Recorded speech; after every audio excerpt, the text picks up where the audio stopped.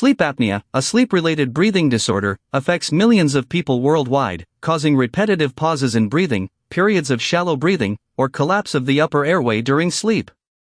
But what really happens when we sleep, and how does sleep apnea disrupt this process?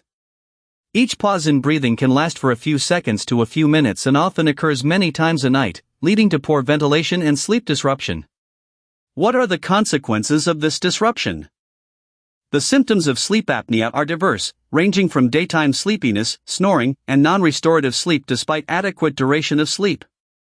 A choking or snorting sound may occur when breathing resumes, indicating a potential blockage of the airway. What are the underlying causes of these symptoms, and how can they be addressed? Sleep apnea can be categorized into obstructive sleep apnea, OSA, central sleep apnea, CSA, or a combination of the two. OSA is the most common form, accounting for the majority of cases. But what are the key contributors to OSA, and how do they impact the airway?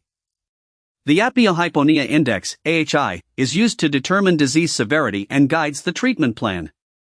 But how is AHI calculated, and what does it reveal about the patient's condition?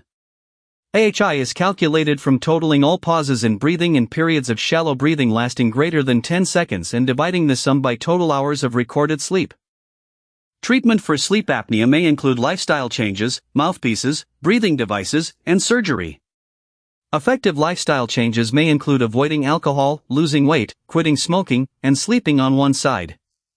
But how effective are these changes, and what role do they play in managing the condition?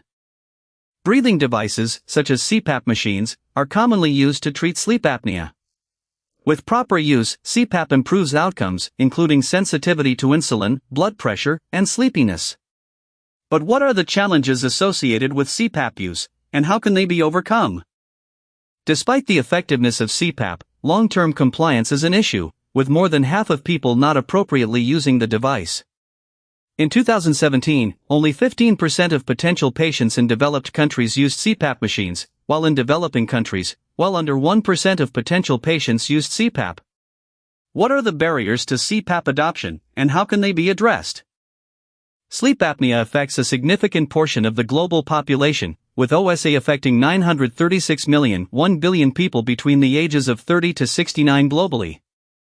The condition is somewhat more common in men than women, roughly a 2-to-1 ratio of men to women.